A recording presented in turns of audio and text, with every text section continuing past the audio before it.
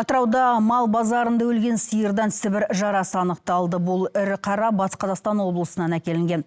Қазір мал базары карантинге жабылды. Ал адамдар бақылауға алынып, мал соятын цехтар мен базарлар түгелдей тексеріліп жатыр.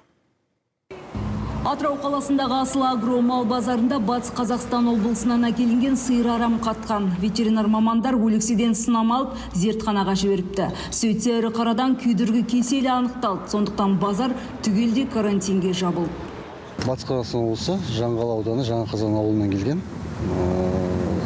Келген малдың ішінен бір бас ауырып өлді. Сібір жарасы анықталғаны рас. Бүгін қорытындысы келді. Бұл алдында 16 күн жіберілген болатын. Астана референт орталығына бүгін қорытындысы шығып, Асыл Агро базар бүгінгі таңда жабылды толығымен.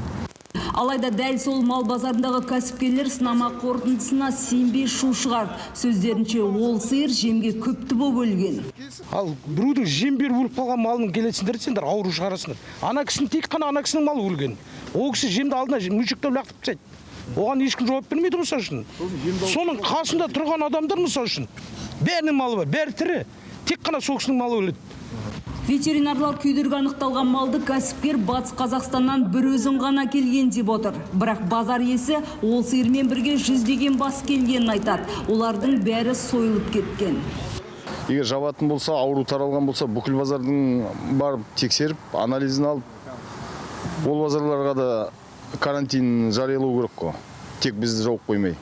Неге десеңіз, сол күні келген малдың бәрі 150 бастай мал басқа базарларға тарап, ет базарларынан сойылып кетті.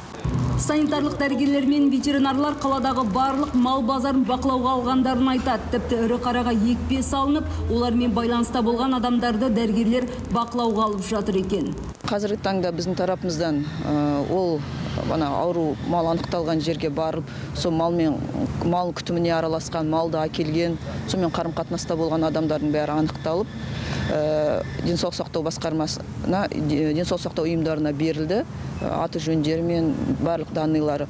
Енді олар 14 күнге бақылауға алынады. Жалпы бұл инфекция адамнан адамға жұқпайды, малдан адамға жұғатын. Мамандардың сөзінше адамдардан бұл қауіпті инфекция әзірге анықталмаған. Атырау облысында сібір жарасы соңғы рет осыдан 50 жыл бұрын таралыпты. Жанат Молдашева, Манас Шарипов, КТК, Атыраудан.